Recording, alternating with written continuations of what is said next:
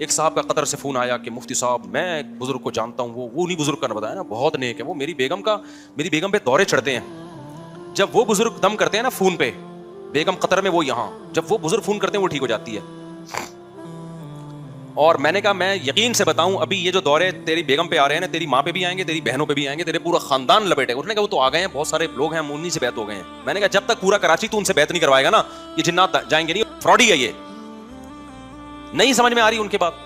और आहिस्ता आहिस्ता उसकी ज़ौजा के ताल्लुकात उस बुजुर्ग से क्या हो रहे हैं, मजबूत। फोन पे वो समझा रहे हैं जिन तो नहीं आए बा, वो बता रही है कि नहीं आए बा। और मैंने कहा या तो मैं बदगुमान नहीं हो रहा, या तो तुम्हारी बेगम ही 2 नंबर है, जिन चढ़ा लेती है अपने ऊपर। जब बुजुर्ग बात करते हैं तो ठीक हो जाते हैं, इसको इश्क का जिन चढ़ा हुआ है। ये जिन इनके ना ड्रामे बहुत होते हैं, इश्क माशकों में भी जिन बहुत इन्वॉल्व होता है। लड़के अपने ऊपर जिन मुसल्लत कर लेते हैं, लड़कियां जिन मुसल्लत कर लेती हैं, ड्रामेबाज होती है, उनको पता होता है कि यार इस चक्कर में राब्ता तो हो जाएगा ना। तो मैंने कहा बहरहाल बदगुमान नहीं कर रहा मैं, लेकिन ये बंदा 2 नंबर है। एक दिन क्या हुआ, उसकी बीवी पे जिन आया हुआ था, उसने मुझे रात को 4 बजे फोन किया। मैंने उसको सख्ती से मना किया, तेरी बीवी पे चुड़ैल लाए, जिन आए, भूत आए, तूने किसी आमिल से राब्ता नहीं करना, मर जाए ये दिमाग में रख ले कि मर जाए, मैं रूहानी इलाज नहीं कराऊंगा इसका इन आमिलों से।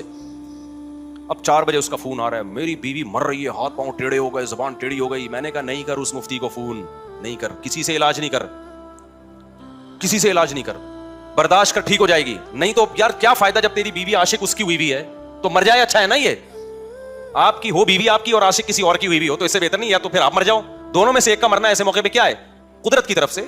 ऐसा ना हो कि आप खुदकुशी कर लो।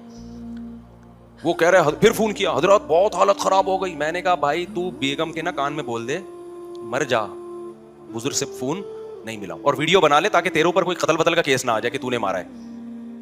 यानी कोई वीडियो बना ले ताकि बाज़ दफा मरी भी हो तो पता चले इस पे डाल दिया इसने मारा है।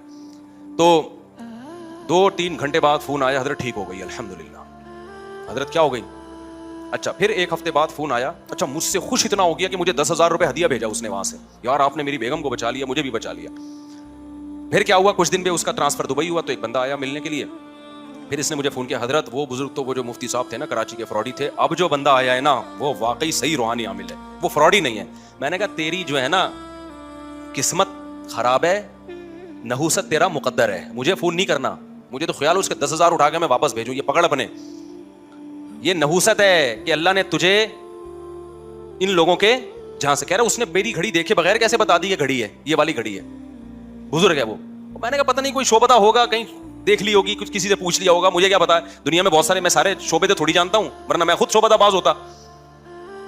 तो कोई शोबदा होगा तेरी जेब में बता दिया कि क्या है। मैंने कहा इतना अगर होता तो यार ये ऐसा थोड़ी होता है, वो कोई शोबदे होते हैं इन लोगों के, बता दिया होगा, कि उसको पता कैसे चल गया। मेरे भाई ये बुजुर्ग नहीं है यार, लेकिन नहीं, उसने कहा नहीं हजरत ये तो है, पता नहीं उसकी बेगम कहाँ होगी, अल्लाह करे उसी के पास ही हो ना। ऐसे लोगों पे कोई ना कोई बुजुर्ग बेगम लेके मार्केट से शार्ट हो जाता है, अल्लाह करे उसी के पास ही हो। मेरा तो फिर राब्ता ही खत्म हो गया। मैंने कहा हम सारी सलाहियतें तुम जैसे बेवकूफ़ लोगों पे थोड़ी खर्च करेंगे, तो रूहानी वानी के चक्कर में नहीं पड़ा करो मेरे भाई, इंसान के बच्चे बन के रहो। अगर बहुत सारी मैं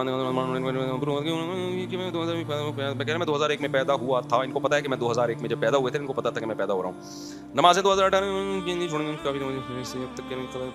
मेरा एक बयान है मेरे भाई, यूट्यूब पे सर्च करो क़ज़ाए उम्री का तरीक़ा, उसमें आ जाएगा। मुफ्ती साहब अगर कोई लड़का किसी लड़की को पसंद करता है तो वो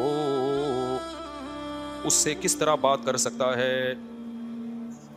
ख़ानदानी लड़की है तो उसके अब्बा से बात करो, डायरेक्ट उससे बात ना करो। और अगर थोड़ा लिबरल ख़ानदान की है, थोड़े आज़ाद ख्याल लोग हैं, तो डायरेक्ट उसको मैसेज भेज दो, छिछोरपना ना करो, दोस्तियाँ मत लगाओ, बोले मैं आपसे शादी करना चाहता हूँ, इस सिलसिले में मैं आपके अब्बा से बात करना चाहता हूँ। इंसान की बच्ची होगी, अच्छा या तो इनकार करेगी या बोल देगी कि मेरे अब्बा से बात करें। और अगर इंसानों के अलावा कोई और मखलूक की बच्ची होगी तो आपसे सेटिंग करना शुरू की। एक्चुअली छोड़ें, अभी आप ऐसा करें कि पहले फ़ोन पे हम एक दूसरे को समझने की कोशिश करते हैं, फिर घंटे घंटे बात करेगी, पूरे पैकेज बर्बाद होंगे, और आपको क्या पता फिर आपके अलावा भी बहुत सारे लोगों के साथ उसके ये पैकेज चल रहे होंगे। फिर वही होगा जब शादी की रात होगी, आप बोलोगी आज से तुम ही मेरी राहत, तुम ही मेरी मसरत, तुम ही मेरी कायनात। वो कहेगी ठीक है, फिर वसीम भी तुम, गफ़ार भी तुम और सत्तार भी तुम। तो ये होगा आपके साथ।